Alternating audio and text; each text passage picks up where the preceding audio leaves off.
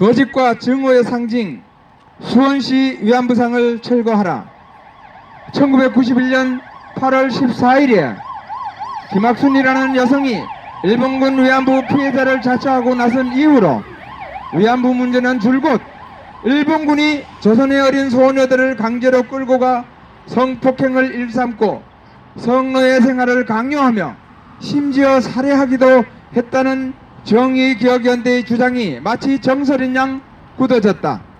더구나 2011년 12월 14일에는 수요시위 천회를 기념하여 일본 대사관 건너편 인도에 소위 평화의 소녀상을 설치하였고, 이때 이 소녀상은 국내에 150개, 해외에도 30개가 넘게 설치되었다. 그 중 하나가 수원시 올림픽공원 내에 설치된 외환부상이다. 북괴의 남침으로 전 국토가 초토화된 6.25 전쟁에서 목숨 바쳐 나라를 구한 전몰 희생자들의 동산도 이런 식으로 마구 세우지는 않았다. 이러한 현상은 세계사에서 북한의 김일성, 김정일의 동상에서나 그 유래를 찾아볼 수 있는 참으로 기괴한 일이 아닐 수 없다. 하지만 이 위안부상은 조각가의 그릇된 역사인식과 대일 적개심이 투영된 왜곡과 증오의 상징물일 뿐이다. 조각가는 비인의자에 새긴 약속이라는 자신의 작가 노트에서 일본 정부가 전쟁에서 성노예로 삼았던 대상은 나이가 든 할머니들이 아니라 꽃다운 나이의 소녀들과 젊은 여인들을 속이거나 강제로 전쟁터로 끌고 가 성노예로 삼았고 심지어 죽이기까지 하는 무참한 범죄를 서슴없이 저질렀던 참혹한 역사를 기억하게 하고 싶었다라고 하였으나 이는 모두 역사적 사실에 부합하지 않는다. 작가는 일본군이 조선 소녀를 강제로 동원했다고 하였으나 중일 전쟁과 태평양 전쟁 시 조선 여성은 어떤 명목으로든 동원 대상이 아니었다. 더욱이 군인은 국가 공무원으로 그들의 행위는 공무이다. 만약 여성들을 동원할 일이 있었다면 반드시 관련 법령이 있어야 한다. 하지만 위안부는 성적 서비스를 제공하고 돈을 버는 성매매 여성으로 국가 총동원법에 따른 동원 대상이 아니었다. 만에 하나 여성들을 소집 또는 명령할 일이 있었다 하더라도 소집 영장과 같은 문서를 교부하여 장소와 시간을 고지할 일이지 골고루 쫓아다니며 끌고 갈 수는 없다. 군인이 민간 여성을 총칼로 위협하여 끌고 갔다면 목숨이 10개라도 살아남을 수 없는 중대한 범죄 행위이다.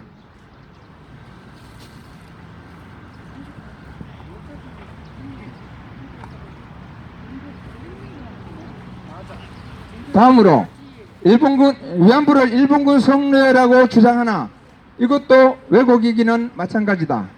노예는 인간으로서 기본적인 권리나 자유를 빼앗겨 남이 시키는 대로 하는 사람을 말한다. 만약 위안부가 일본군 성노예였다면 일본군은 누구든지 또 언제든지 위안부를 대상으로 자신의 성욕을 채우고 폭행을 가하고 필요하면 팔아넘길 수도 있어야 한다. 하지만 일본군은 위안소 규정에 정해진 계급별, 시간별 요금을 지불해야만 위안소를 이용할 수 있었다. 돈이 있으면 이용하고 없으면 이용할 수 없는 데다 위안부를 함부로 대할 수도 없었다. 그런데 어떻게 위안부가 일본군의 성노예란 말인가? 전쟁범죄 피해자라는 주장은 더욱 어처구니 없다. 1998년 게이 맥두걸 유엔 인권위 보고서에는 전쟁범죄에 대하여 강간을 포함한 성폭력 행위가 국제분쟁이 진행되는 동안 적군이나 점령군에 의해 자행되었을 때라고 정의하였다. 국제분쟁이나 무력충돌 지역에서 적대국의 여인을 납치, 강간, 살해하는 등의 행위가 바로 전쟁범죄인 것이다. 하지만 조선과 일본은 상호 무력충돌 국가가 아닌데다 당시 조선 여인은 일본 국민이었다.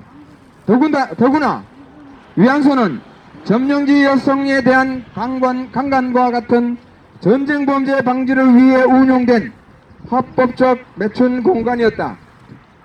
그런데 어떻게 그곳에서 일한 위안부들이 전쟁 범죄 피해자란 말인가? 마지막으로 작가는 일본군의 꼬임에 넘어가거나 강제로 전쟁터에 끌려간 10대 초중반의 어린 여성을 작품으로 표현하기 위해 11살짜리 자신의 딸을 모델로 13세에서 15세 소녀의 모습을 재현했다고 하였다. 하지만 일본군 위안부가 되기 위해서는 출국 전에 포주와 계약을 체결한 후 신분 증명서를 발급받아야 했으며 현지에 도착해서는 현지 영사관 경찰에 출두하여 친권자 승낙서, 호적 등본, 인감증명서, 영업허가 원서, 영업인 조사서, 사진 2장을 제출하고 영업허가를 얻어야만 위안부 생활을 할 수 있었다. 물론 호적 등본은 친권자 확인 외에도 나이 확인이 핵심으로 이를 속이는 것은 문서를 위조하지 않는 한 불가능했다. 문제는 당시 일본군 위안부는 17세 이상이어야만 가능했기 때문에 13세에서 15세 소녀는 애초에 국내든 주든지 일본군 위안소든 영업허가를 얻을 수 없었다. 안점순이 14살에 끌려갔다고 하나 14살에는 한반도뿐만 아니라 일본군 주둔지에서조차 위안부 즉 매춘부의 영업허가를 얻을 수 없는 나이이다. 김학순이 평양기생학교를 마친 후 국내 영업허가를 얻으려고 하였으나 당시 허가 연령이 19세가 못 되는 17세였기 때문에 허가를 얻을 수 없었다고 증언한 바 있다. 또 1940년대 군 위안부 모집 신문 광고에는 18세 이상 30세 이내 신체 강건한 자라는 조건이 있었으며 1944년 미군 포로 신문 보고서에도 한국인 위안부의 나이가 대략 25세 내외라고 하였다. 어느 모로 보나 14세의 안점수는 일본군 위안부가 될 수 없다. 다음으로 안점순이 14살인 1942년은 태평양 전쟁 시기로 일본군 위안소는 동남아 지역을 중심으로 설치 운영되었다. 안점순은 내몽고 지역으로 추정되는 곳에서 일본군 위안부 생활을 했다고 하나 지역이 불분명한 데다 일본군 위안소가 설치된 곳인지조차 확인되지 않은 곳이다.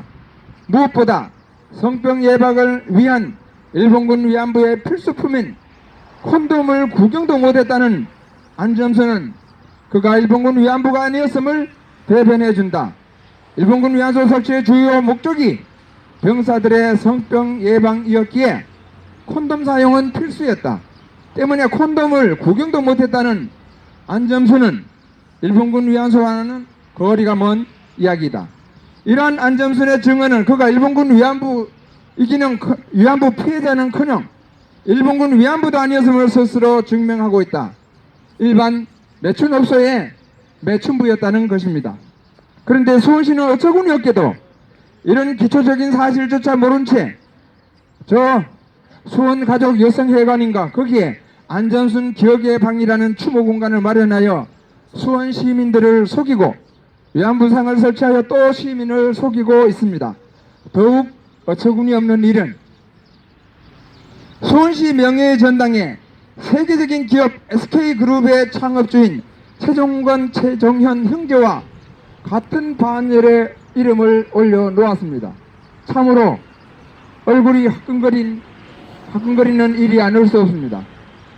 이상에서 언급한 바와 같이 수원시 위안부상을 비롯한 국내외의 수많은 위안부상은 위안부에 대한 왜곡 날조된 정보를 바탕으로 제작 설치되었다. 게다가 이들 위안부상은 겉으로는 평화라는 이름을 내세우고 있으나 실상은 국내에서 끊임없는 갈등과 반목을 야기하고 한일 외교를 파탄지경으로 내몰고 있는 거짓과 증오의 상징물일 뿐이다.